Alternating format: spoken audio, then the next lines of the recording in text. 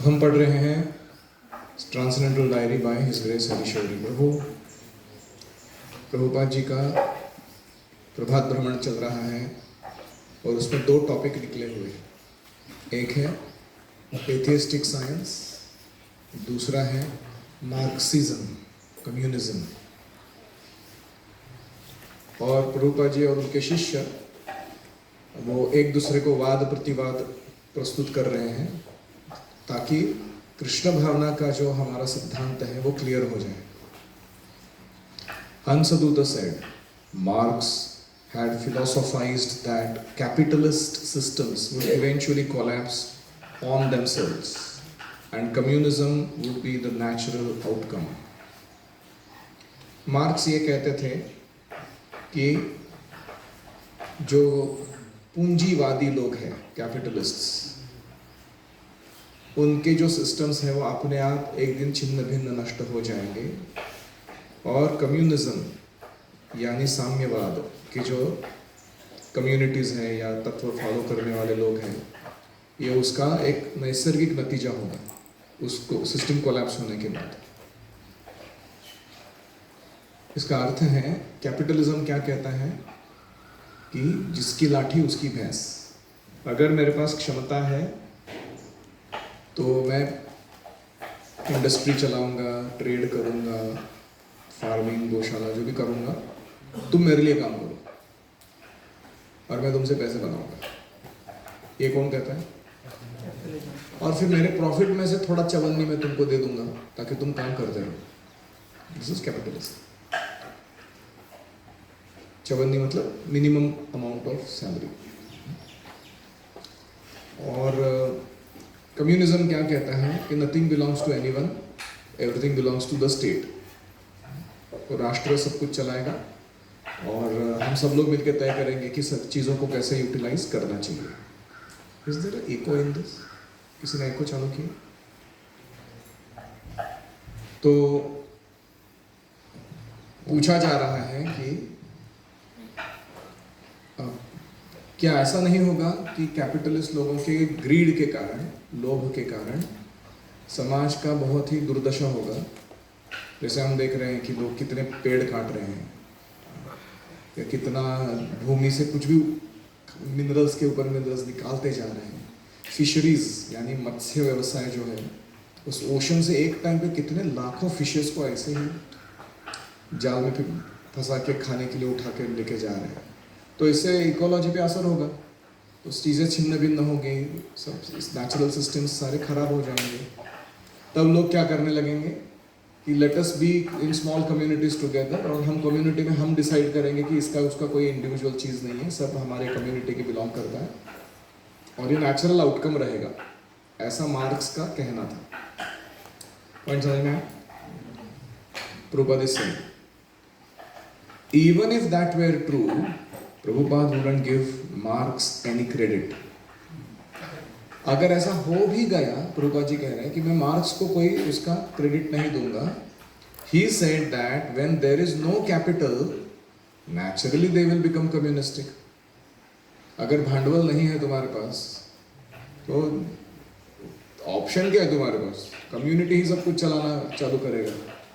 जैसे for example, अगर गुरुकुल में पैसे नहीं होते हैं तो क्या होता है? तो सब लोगों को सब काम करने पड़ते हैं।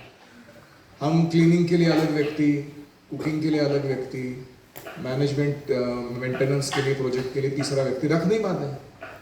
जो रह रहे लोग, बच्चे, उनको ही, वो कम्युनिटी को ही सब कुछ करना पड़ता है कि नहीं? सो ये ऐसा नहीं कि मार्क्स बोल रहा है इसलिए ऐसा हो रहा है। ये नेचुरल है किसी भी समाज में। जैसे किसी परिवार में जिनका सैलरी बहुत कम होता है, आय बहुत कम है, इनकम, घर के सारे लोग सारे काम करते हैं। उनके घर में कोई मेड नहीं रहती बाई काम करने के लिए, उनके घर में कोई सेपरेट कुक्स या क्लीनिंग वाले लोग नहीं रहते हैं, है कि नहीं? तो इसमें का मार्क्स को क्या क्रेडिट देना है? ये तो नेचुरल सिस्टम ही ऐसा है। That was already predicted by Vyasadev, और व्यासदेव ने भी इसका भविष्य कथन करके रखा हुआ है। क्या कहा है? That is not a communistic idea. That is the future of Kaliyuga. ये कोई कम्युनिस्टिक आइडिया नहीं है, ये भविष्य में ऐसा कलियुग में होने ही वाला है। लोग परेशान होकर कैपिटलिज्म से या ऑटोक्रेसी से, हुकुमशाह लोगों से ऐसा ही जीवन शुरू करने वाले हैं आगे चलकर। That is mention in the Bhagavatam. Bhagavatam कहता है आच्छिन्न दार द्रविणा यास्यन्ति गिरिकाननम। They will be harassed by famine, taxation, starvation. Naturally, they will be disappointed. Achhinna. That is already told. अच्छिन्न मतलब क्या होता है कि जब व्यक्ति किसी ना किसी बड़ी समस्या से परेशानी में रहता है, जैसे फैमिन क्या होता है?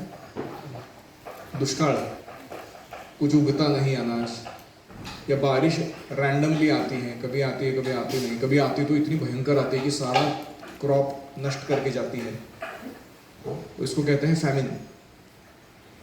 दूसरा है टैक्सेशन, यानी जो कर वसूली करता है सरकार, इतना टैक्स लगाते हो। मैं उदाहरण दे रहा था आपको कि 75% तक टैक्स लगाते लोग तो किसको इंस्पिरेशन आएगा कमाने के लिए? बोलेगा इतना कमाने के बाद 75% अगर जाने वाला है टैक्स में, तो अच्छा है, हम भी फ्रीबीज लेने वाले नॉर्मल ये बन जाए। और स्टारवेशन यानी भूखमरी। हम देखते हैं कि इतने सारे देश हैं, सोमालिया जैसे, जिसमें खाने के लिए नहीं, लोग पोषक आहार नहीं है उनके पास। तो इनके कारण परेशान होकर लोग क्या करेंगे? दार द्रविण, अपनी पत्नी और अपने ट्रेजरी को वहीं छोड़कर, शहर में ही छोड़कर, यास्यन्ति गिरिकाननम। गिरी मतलब पर्वत राशि और काननम मतलब फॉरेस्ट्स। लोग कहाँ चले जाएंगे रहने के लिए? जंगल में या पर्वतों के बीच में रहने के लिए चले जाएंगे। बोलेंगे इधर जी लूंगा मैं अपना अपना अकेले में, थोड़ा छिपकली मार के खा लूंगा, पानी वानी तो पीने को मिल ही जाता है इधर, और किसी केव के अंदर रह लूंगा मैं। इतना कौन मगजमारी करेगा जीवन जीने के लिए? सिर्फ जिस तरीके से सिटी लाइफ चल रहा है आजकल। एक उदाहरण देता हूँ, अमेरिका में अगर आप बीमार पड़ते हो, इट इज़ सो कॉस्टली। उनके मेडिसिन कॉस्टली होते हैं, उनके ट्रीटमेंट्स कॉस्टली होते हैं, डॉक्टर के साथ एक अपॉइंटमेंट मिलना भी मुश्किल होता है, इतने कम डॉक्टर्स होते हैं, या अपॉइंटमेंट इतने लंबा समय तक चलते हैं। भारत में एकदम कूल हम 2 मिनट में आके आ जाते हैं, है ना, 100 रुपये में मेडिसिन मिल जाता है, या जो भी। ऐसा नहीं उधर का सिस्टम, सब कुछ पैसा ऐंठने के लिए बनाया गया है। जो लॉबी है मेडिकल एसोसिएशंस के या जो भी, इतना शोषण कर रहे लोगों का, तो लोग परेशान हो जाते हैं इन चीज़ों से। बोलते कौन रहेगा ऐसी जगह में? तो इस पे मार्क्स को क्या क्रेडिट देना है? भागवतम को क्रेडिट देता हूँ कि भविष्य बता दिया है, ऐसा होने वाला है कि कैपिटलिस्टिक सिस्टम्स के कारण क्या होगा?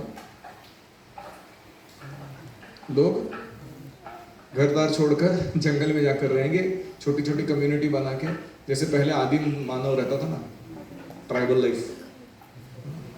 और फिर उसमें हिंसाचार होगा, क्योंकि एक कम्युनिटी दूसरे कम्युनिटी को उसके रिसोर्सेज को हड़पना चाहेगी, फिर वापस एकदम बारबारिक लाइफ शुरू हो जाएगी। तो ये भागवतम का प्रेडिक्शन है कलयुग के लिए।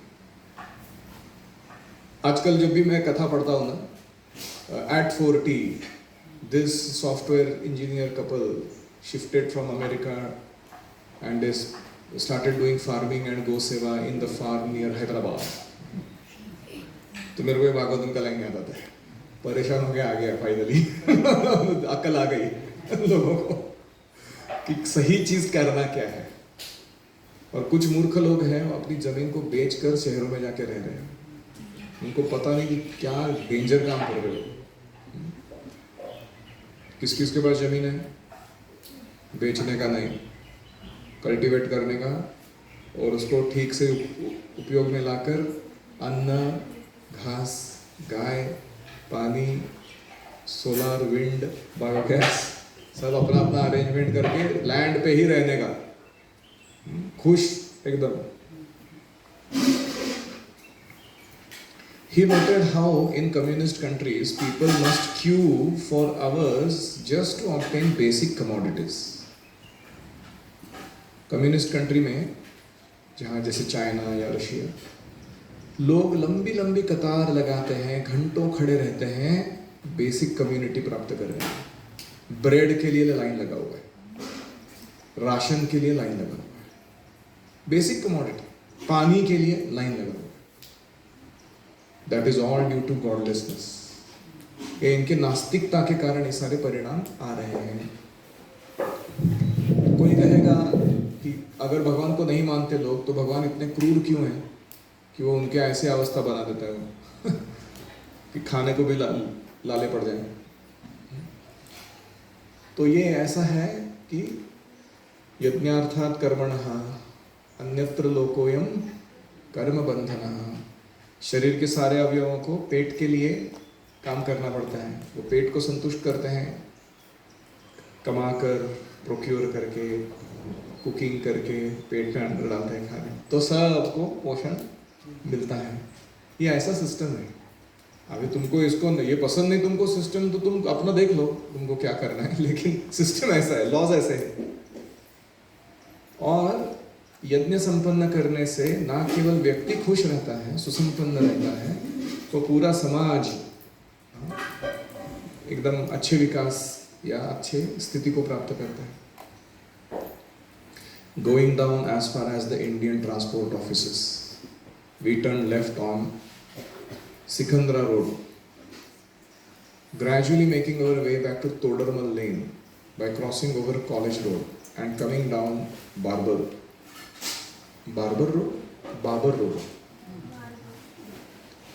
तो हम लोग इंडियन ट्रांसपोर्ट ऑफिस के यहाँ से लेफ्ट मुड़े सिकंदरा रोड पे, फिर वहाँ से तोडरमल लेन में आ गए कॉलेज रोड के द्वारा, फिर बाबर रोड पे चले आए। As we made our way along the dirty footpaths, Prabhupada intermittently drew our attention to the deteriorating state of India's capital.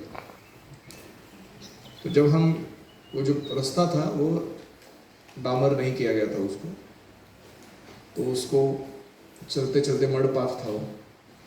Prabhupada ji दिखा रहे थे कि देखो भारत का राजधानी है ये, यहाँ के भी बिल्डिंग्स या सुविधाओं का जो पतन हो रहा है, डिटीरियोरेटिंग कंडीशन, मतलब वो धीरे धीरे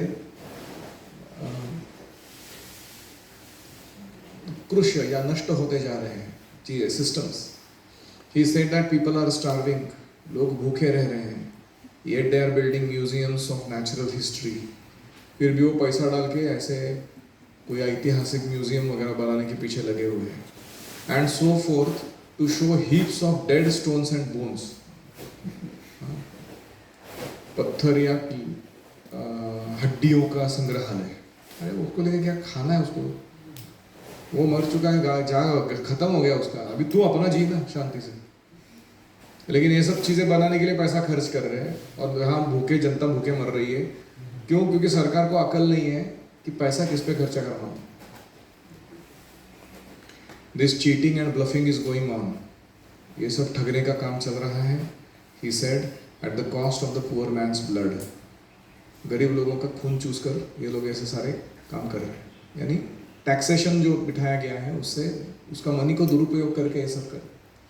There are so many buildings, but there is not a single building where spiritual culture is discussed।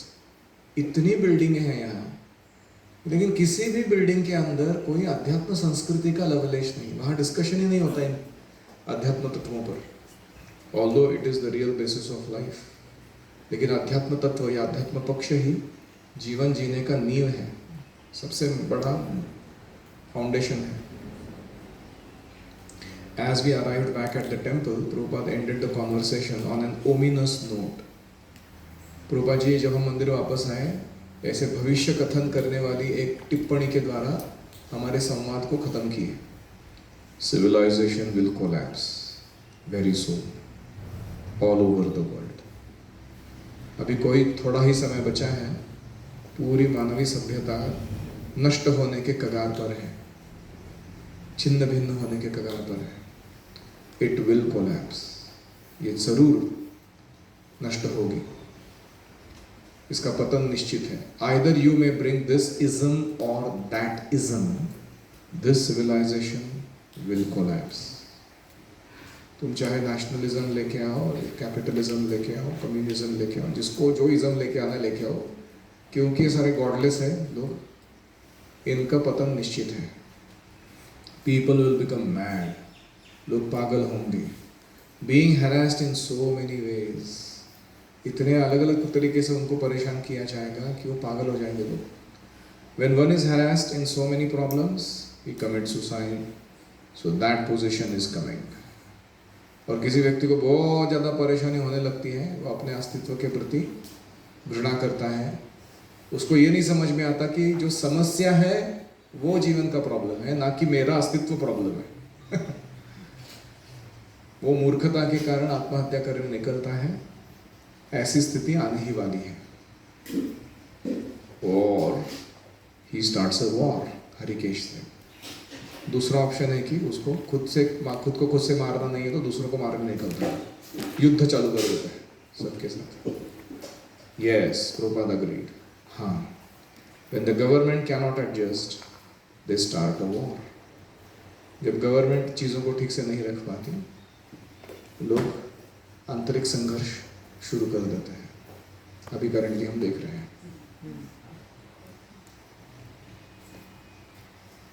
Protests का ज़माना है. Any comments, questions, reflections?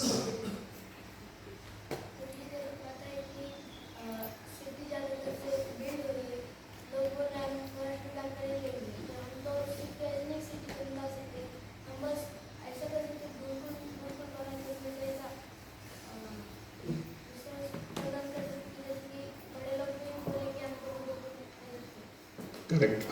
हमें ऐसे स्पिरिचुअल कम्युनिटीज़ बनाने चाहिए जो विलेज बेस्ड हो, कृषि गोरक्षा पर आधारित हो, जहाँ समृद्धि हो और संबंध बहुत सुंदर हो लोगों के बीच. ऐसे अच्छे अच्छे कम्युनिटीज़ में आकर रहने के लिए बहुत सारे लोग तैयार हो जाएंगे. प्रभुपाद कहते हैं दैट इज़ द फ्यूचर.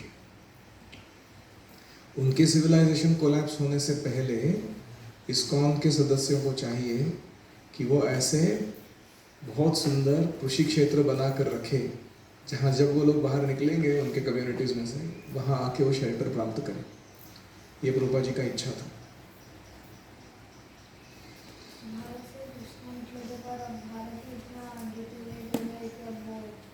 हाँ, क्योंकि भारत अपना आध्यात्मिक पक्ष भूल रहा है, स्पिरिचुअल ट्रेनिंग, इसलिए भारत की भी दुर्दशा हो रही है धीरे धीरे. अगर भारत अपने स्पिरिचुअल कल्चर को स्ट्रांगली पकड़ के रखता है, उसको प्रोपोगेट करता है, खुद का और सबका भला करेगा वो. तो आपने कोई ऐसी जगह देखी विलेज बेस्ड जो इस्कॉन के पास है? Mayapur, Nandgram, Govardhan eco village, new Vrindavan, Krishna valley, Hungary, Kurmagram, बहुत सारे हैं.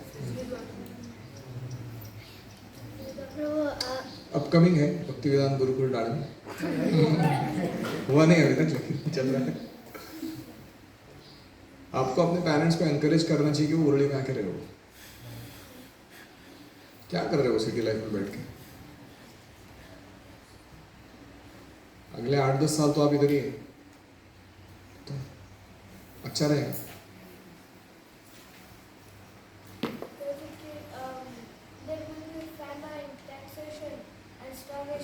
विल भी नहीं, इज.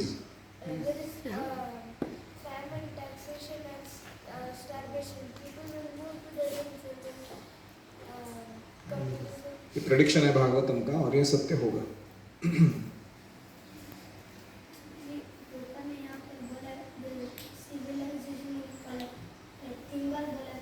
हाँ, त्रिवार सत्य के जैसा, हरे नाम हरे नाम हरे नाम, वैसा civilization will collapse, civilization will collapse, civilization will collapse. Interesting observation. हमारा भारत का फिलॉसफी क्या है? भारत का फिलॉसफी क्या है? भारत का फिलॉसफी है, अगर हम किसी सूत्र में उसको देखना चाहते हैं तो भोक्तारम यज्ञ तपसाम सर्वलोक महेश्वरम सुहृदम सर्वभूतानां ज्ञात्वा माम शांति इच्छति। ये पीस फॉर्मूला जो है भगवद गीता का, कि हम भोक्ता नहीं हैं, भगवान भोक्ता है। हम मालिक नहीं हैं, भगवान मालिक है। और हम सबके बेस्ट फ्रेंड नहीं बन सकते, भगवान बन सकते हैं। इसलिए हमको सबको भगवान से जोड़ना है। और ये अगर हम फॉलो करेंगे, सब लोग शांति से जी पाएंगे। भारत का धरोहर है अध्यात्म संस्कृति। अध्यात्म संस्कृति का नींव है भगवद गीता। और Bhagavad Gita should become the constitutional book of India technically. Bhagavad Gita कैसी है? सारा it is like the theory of everything that scientists are trying to search. पता ना TOE क्या है? नहीं पता। Modern scientists are trying to create a theory of everything. जैसे अलग अलग लॉज है, अलग अलग फिनोमिनन्स है, अलग अलग नेचुरल क्या कहेंगे, एग्जिस्टेंस चीज़ों का, चीज़ें अस्तित्व में कैसे आ रही है, कार्य कैसे कर रही है, नष्ट कैसे हो रही है, ये सब समझाने वाला एक कोई तो थ्योरी होना चाहिए। उसके पीछे वो लगे हैं। उसको क्या बोलते हैं वो लोग? Theory of everything. तो वो ढूंढने की क्या जरूरत है? भगवद गीता वो 700 वर्सेस में बता ही देता ना थ्योरी ऑफ एवरीथिंग। तो ईश्वर जीव प्रकृति काल कर्म 5 तत्व है, उनके इंटरेक्शंस कैसे हैं, क्या चल रहा है इधर, very clearly it is telling. So अगर हम हमारे साइंस, हमारे शास्त्रों को ऐसा साइंटिफिक बेसिस पे प्रस्तुत करेंगे, भारत अगर कर रहा है, तो लोग खुशी से इसको स्वीकार करेंगे। तो ये भारत का काम है। Let's talk about Bhagavad Gita as our national dharma granth. धर्म ग्रंथ छोड़ो, let's call it theory of everything. क्योंकि धर्म बोला तो लोग एकदम उनको शांत रहे। थ्योरी ऑफ एवरीथिंग बता रहे हैं। 3 गुण क्या है, जीवन क्या है, मृत्यु क्या है, मोक्ष क्या है, सफरिंग फिर से फ्रीडम मतलब क्या है, सब क्लियरली बोल देंगे आपको। प्रेजेंट कुछ कंट्रीज कम्युनिस्ट फॉलो करते हैं, कुछ कम्युनिस्ट कैपिटलिस्ट हैं, कुछ कंट्रीज। हमारा कौन सा? हमारा सोशलिज्म है, डेमोक्रेटिक सोशलिस्ट रिपब्लिक। 3 शब्द है हमारा। डेमोक्रेटिक का अर्थ है लोगों के द्वारा चुने गए लीडर्स, डेमोक्रेटिक। सोशलिस्ट मतलब समाजवादी, यानी हम समाज के हित में जो होगा वही करेंगे। एंड रिपब्लिक मतलब सार्वभौमता, हम अपने तरीके से तय करेंगे, दूसरे के अंडर नहीं रहेंगे। तो जो जस्टिस, इक्वालिटी, फ्रैटर्निटी और चौथा क्या? 4 तत्व।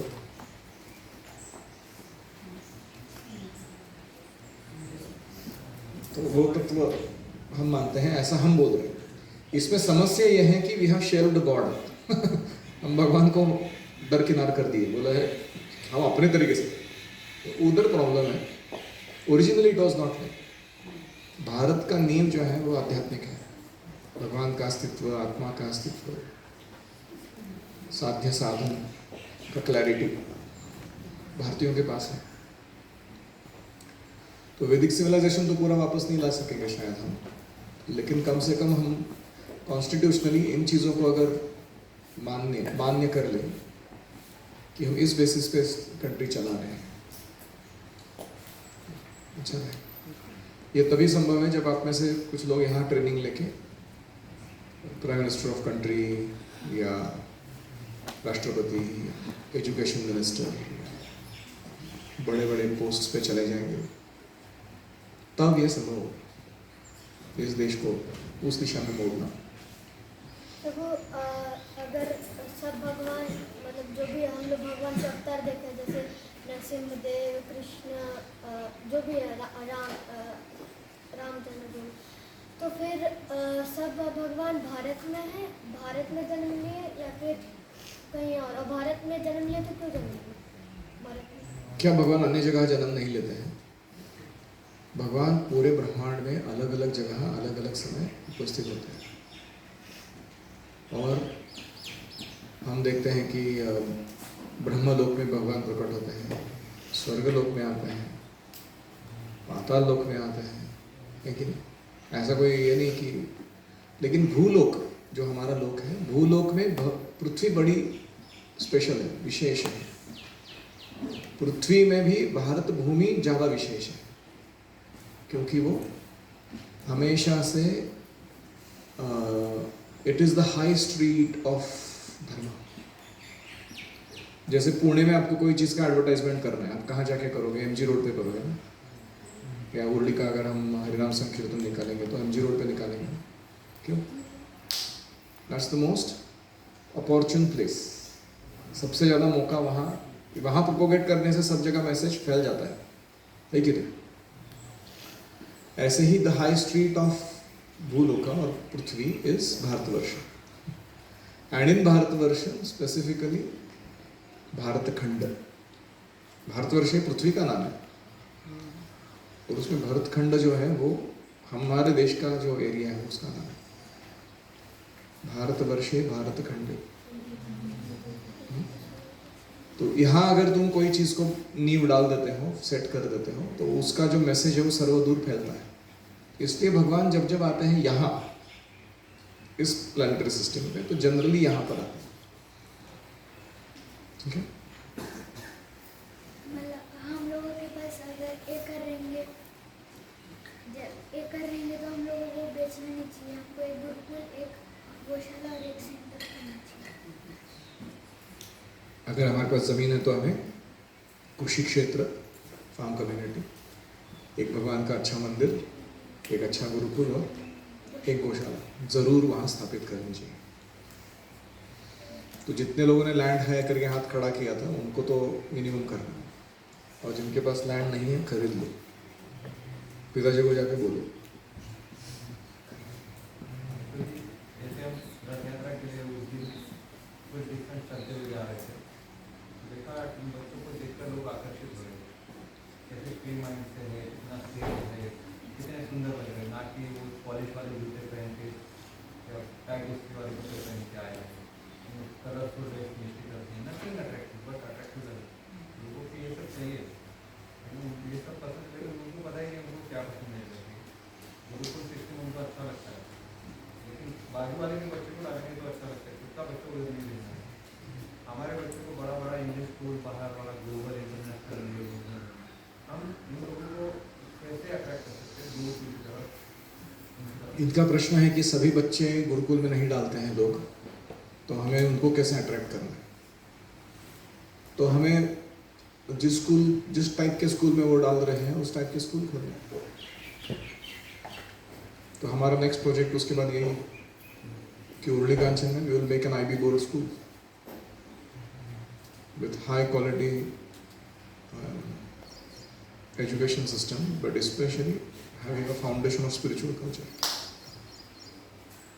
तो यहाँ सब लोग नहीं आ रहे हैं, लेकिन वहाँ आएंगे। यस, तो ये हरास का मतलब क्या होता है? परेशान करना जो तुम करते हो दूसरों को। यस,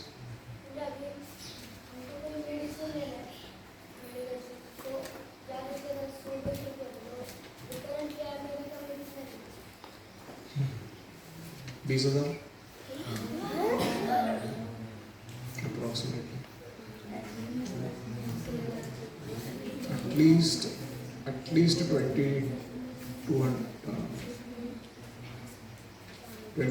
$200 मिनिमम, अगर कुछ भी मिनिमम का। प्रॉपर बोले ना तो सिविलाइजेशन कोलैप्स हो जाएगा। अभी सिविलाइजेशन कोलैप्स भी है ना। करंटली कोलैप्स्ड है कि नहीं? कोलैप्स का यहाँ अर्थ होता है कि जब मूलभूत ज़रूरतें जो है वो मिलना बंद हो जाए। तो 9 मूलभूत ज़रूरतें हैं, कौन बता सकता है? Water, food, cloth, shelter, education, medicine और health care, energy, cottage industry and defence.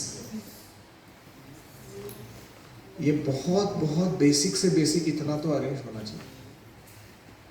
ये अगर चीज़ें नहीं है तुम्हारे पास खुद की, तो तुम परतंत्र हो और तुम कभी भी नष्ट होने के कगार पे हो।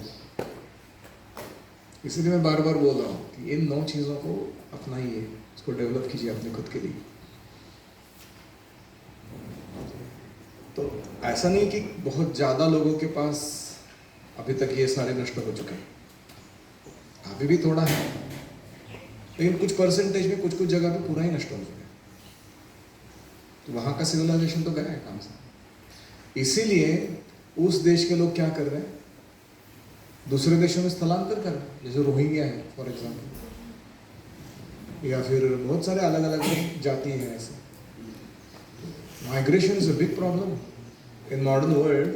लोग इधर से उधर जा रहे हैं, पाकिस्तान से भारत में आके बस रहे हैं लोग, इधर से उधर, उधर से उधर, क्यों? बांग्लादेश से इधर आ रहे हैं।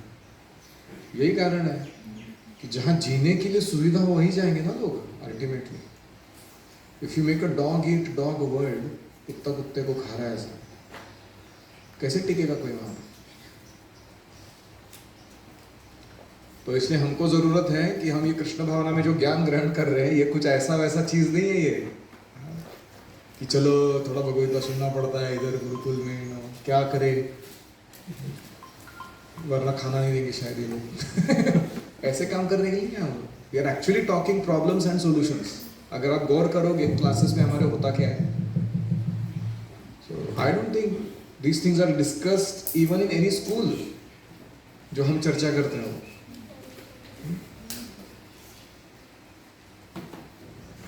आपके पिछले वाले स्कूल में किसी ने चर्चा किया था आपके साथ ये सब टॉपिक? इसका कोई गंध भी था तुमको? गंध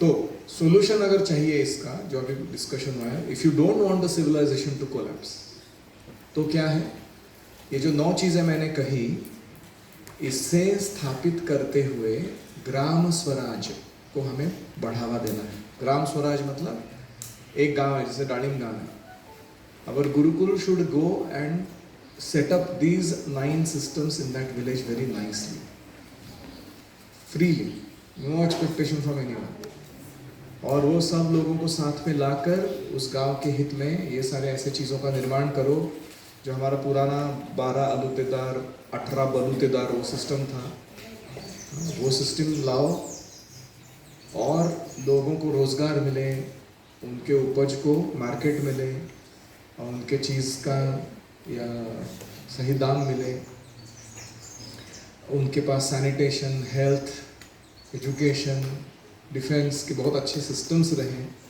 ऐसे पूरा गांव खड़ा करो जिस गांव में अमेज़न से एक भी सुई मंगाने का ज़रूरत नहीं पड़ता, सब कुछ अंदर ही अंदर बन जाता। अगर इस पे हम काम करेंगे और ऐसे मल्टीपल गांव बनते जाएंगे तो सिविलाइजेशन कोलैप्स नहीं होगी। तो ये एक्चुअल हमारा विजन में रहना चाहिए कि हम ये कर रहे हैं। इसके लिए इन्वेस्टमेंट कैसे होगा? Investment is love, trust and care, it's not money. मैं जब इधर आया था तो मैंने तुमको क्या पैसा दे के लाया था? तुम ही मेरे को पैसा दे काम करने के लिए, है कि नहीं? क्योंकि तुमको वैल्यू मिल रहा है उसके बदले में। तो if you go in some system and you be extremely caring, loving, trustworthy for them and set up nice things for them, people will come forward. हर चीज ऐसे पैसे से शुरू नहीं होती, ध्येय से शुरू होती हैं, शुद्धता से शुरू होती है, फिर उसमें पैसे वगैरह जो लगते हैं वो लोग लेकर आ जाए। तो आप में से कितने लोगों को लगता है कि मेरा फ्यूचर मेरे को इसमें डालना है, ग्राम स्वराज निर्मित में? ठीक है। जिनको सिटी का अट्रैक्शन है उनके लिए थोड़ा मुश्किल है, तो सिटी लाइफ से एडिक्टेड लोग होते हैं ना, उनको बहुत ये सब क्या ये सब, मैं क्यों दूसरे गांव की गंदी नालियों को साफ करूं या मैं क्यों वहां के लोगों के बुराई भलाई उसको भिड़ता रहूं। Every one of you should have one village that you adopt in future. भले तुम जो भी करते रहो, तुम्हारा job, business, but have a connection with one village at least that you are developing nicely. ऐसे कई गांव हैं भारत में, जैसे सॉफ्टवेयर इंजीनियरिंग करके लोग, कुछ बच्चे आए वापस उस गांव में, उनका ही गांव था, उन्होंने वहाँ सोलरीकरण कर दिया पूरा, CCTVs बिठा दिए और हर संडे को 1 घंटा श्रमदान रखा कि गांव का कोई एक कोना हम साफ करेंगे, उसको सुस्थित करेंगे।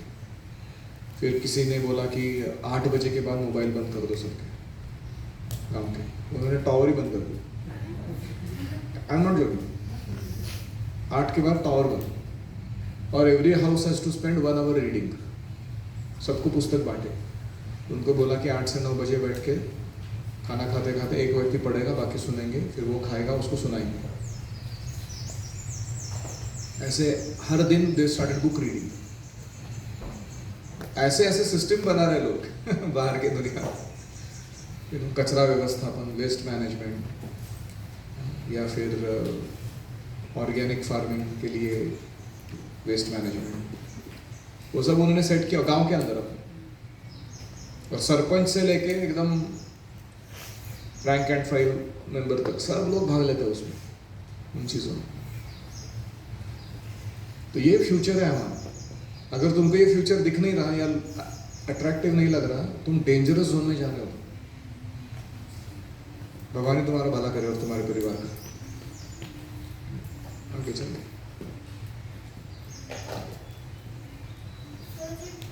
हम टेम्पल बनाते हैं तो फिर वो ग्राम सभा जैसा बोल सकते हैं? क्या इस्कॉन का जो टेम्पल हम बनाते हैं, वो थोड़ी ग्राम स्वराज है। वो उस दिशा में वो लीडर अगर काम करेगा तो वो ग्राम स्वराज बनेगा, वो बाय डिफॉल्ट नहीं बनता है ऐसे।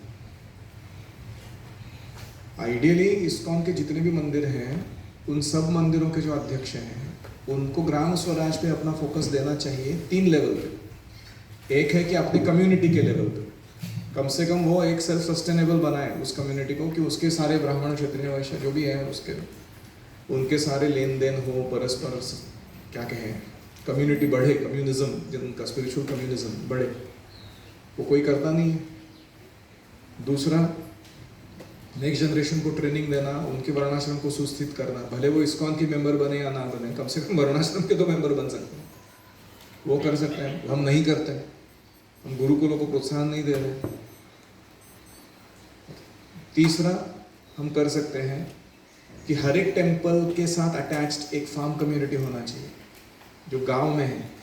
वहाँ का प्रोड्यूस जो है ये कम्युनिटी कंज्यूम करता है, और इनका जो इकोनॉमी है वो उसके सिस्टम्स को चलाता है।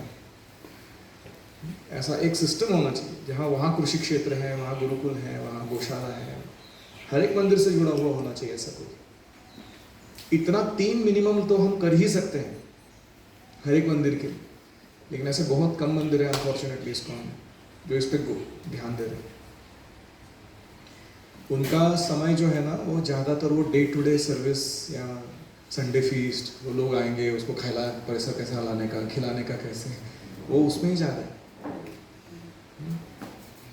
फायर फाइटिंग बोलते हैं उसको, और वो फायर फाइटिंग बढ़ता जाता है क्योंकि वो ये कर नहीं रहे important but not urgent work.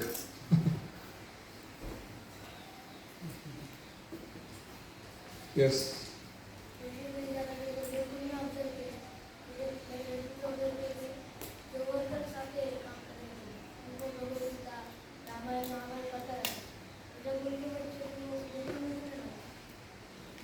लोगों के बच्चे गुरुकुल में क्यों नहीं जाते? Mobile addiction. माता पिता अति प्रेम करते हैं, नुकसान देने वाली दया दिखाते रहते हैं बच्चों के ऊपर। मेरा बच्चा कैसे जिएगा बाहर। आप सब लोग जी रहे हैं ना? खुशी से जी रहे हैं कि मिजरेबल जी रहे हैं? तो ये जाके आपको उनको बताना है। छोड़ो इसको, बहुत मजा करेगा लाइफ में आदमी। घर में क्या अंडे डाल रहे हैं बैठे, आपको परेशान कर रहे हैं बस। बच्चे घर में रहते ना, इतना परेशान करते हैं माता पिता, हॉरिबल एक्चुअली। अब खुद को ही देखो, दूर जाने की जरूरत ही नहीं आपको। अभी तो गुरुकुल में आए करके थोड़ा समझ में आ रहा है कि माता पिता को आदर देना है, प्रेम करना है, सेवा करनी है कि नहीं? वरना पहले तो हम उनको एक ATM मशीन और फूड मशीन के जैसे ही ट्रीट करते हैं।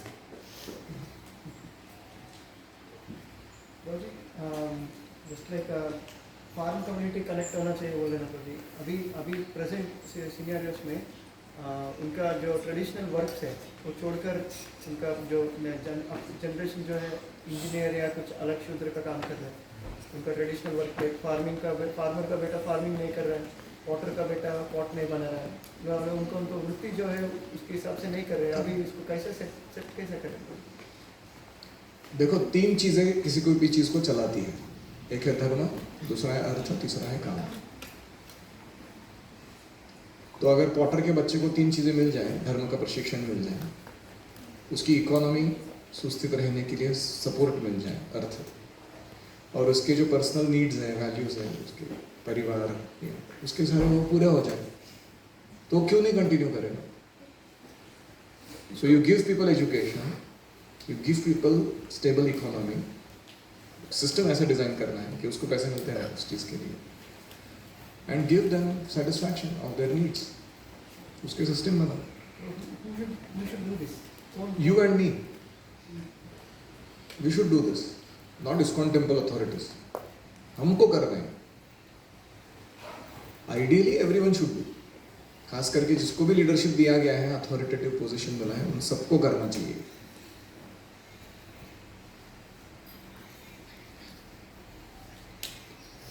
प्रभुपा जी कहते हैं ना कि 50% work is undone yet, that is this work. हमने एक पार्ट कर दिया, अच्छा अगला करना है। प्रभु जी, अगर हम लोग गुरुकुल में कॉटेज इंडस्ट्री, फार्मिंग ये सब के, तो गुरुकुल भी ग्राम बन सकता है। करेक्ट। लेकिन गुरुकुल एक दृष्टि से ग्राम बनेगा तब जब आप यहाँ के सेटल होंगे। आपका ग्रेजुएशन के बाद थोड़ा पैसा वैसा कमा के, सब थोड़ा दुनिया वगैरह देख के तुमको हो गया सब, जो भी मेरे को कुतूहल था, अमेरिका क्या है, ये क्या है, वो सिटी लाइफ क्या है, ये था, हो गया ना। आ जाओ वापस, अपने कम्युनिटी के साथ जुड़ जाओ, रूट्स को ग्रो करो अच्छे से, और गौशाला के बीच में रहो, अपने बच्चे यहीं पैदा करो, उनको भी गुरुकुल भेजो, है कि नहीं? So that is how the community gets start. We need progeny and we need participation by everyone.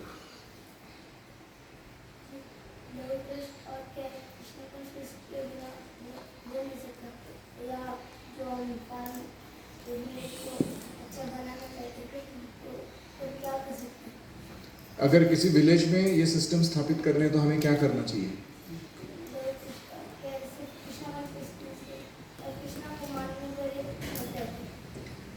Krishna को लोग मानेंगे कि नहीं मानेंगे, वो हम अभी उनको तो कंट्रोल नहीं कर सकते हैं, लेकिन कृष्ण के जो फिलॉसफी या कल्चर या सिस्टम्स हैं, वो कैसे वो पालन करेंगे, सिस्टम्स खास करके, उसका आयोजन कर सकते हैं।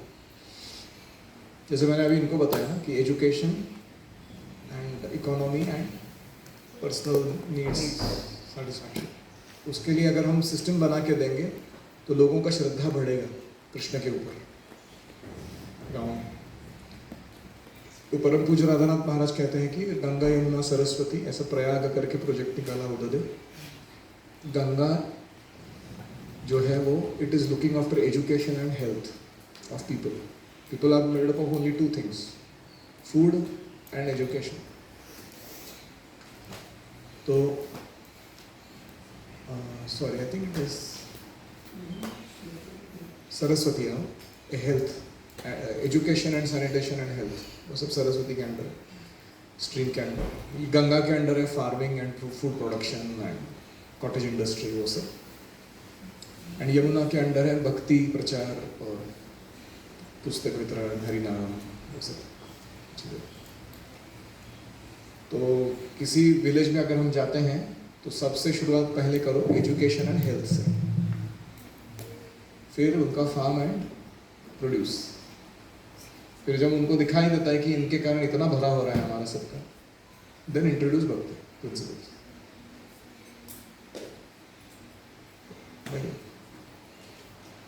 जब मार्केट में देखते हैं जो वर्कर्स के बच्चे होते हैं तो उनको सीखने का होता है, तो वर्कर्स क्या बोलते हैं उनके बच्चों को कि अभी मेरे पास पैसे नहीं है तो मैं स्कूल के अंदर डालने का काम।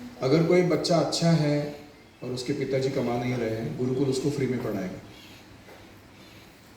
कोई कारण नहीं दे सकता कि मैं गुरुकुल में नहीं भेज सकता।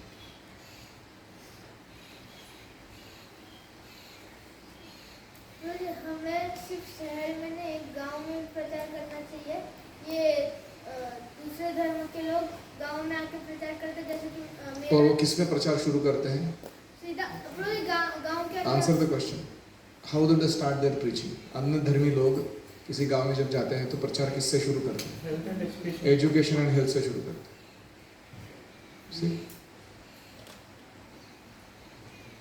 स्कूल्स खोलते हैं, हॉस्पिटल खोलते हैं। और हम उनका 700 साल पुराना मॉडल है, वो सक्सेस करते हुए आए वो। हम क्यों अडॉप्ट नहीं कर रहे? हम अभी भी अटके पड़े हुए कि पहला वो मंदिर ही बनाएंगे, मंदिर वही बनाएंगे। I'm saying मंदिर इज इम्पोर्टेंट, मैं ये नहीं कह रहा हूँ कि मंदिर नहीं बनाना है आपको, लेकिन पहले स्वीकृति तो होना चाहिए ना लोगों के मन में आपके प्रति। कभी कभी मंदिर बना के रखते हैं, वो इतना आइसोलेटेड रहता हो कि उधर के लोग सिर्फ वो भक्त लोग ही जाते हैं उधर, कम्युनिटी का पार्टिसिपेशन नहीं अभी तक। सो भक्तों के लिए मंदिर जरूरी है, वो जरूर बनाओ, उसके हम ये नहीं कह रहे कि वो मत बनाओ, लेकिन आम जनता के लिए एजुकेशन एंड हेल्थ सिस्टम बनाओ ताकि वो लोग पार्टिसिपेशन शुरू करें कहीं ना कहीं। जैसे वो भक्तिवेदांत हॉस्पिटल है, सब धर्म के लोग आते हैं उधर, क्योंकि मालूम है इधर अच्छा ट्रीटमेंट है, कम पैसा लेते हैं, एथिकल है। ऐसा नहीं कि हार्ट सर्जरी के लिए भर्ती कर दिया तो किडनी बेच दिया उसका। वो सब नहीं करते हैं, नहीं कि नहीं? तो इसलिए गुरुकुल में कौन कौन से आश्रम के लोग सेवा कर सकते हैं? सारे ब्रह्मचर्य तो कर ही रहे हैं। आप लोग अभी शादी करेंगे, होपफुली तो गृहस्थ बनने का चल कंटिन्यू करेंगे। आपकी वाइफ भगवान करे अच्छी हो, आपको सहायता देने वाली। और वानप्रस्थ में बैठा ही हूँ, सन्यासी।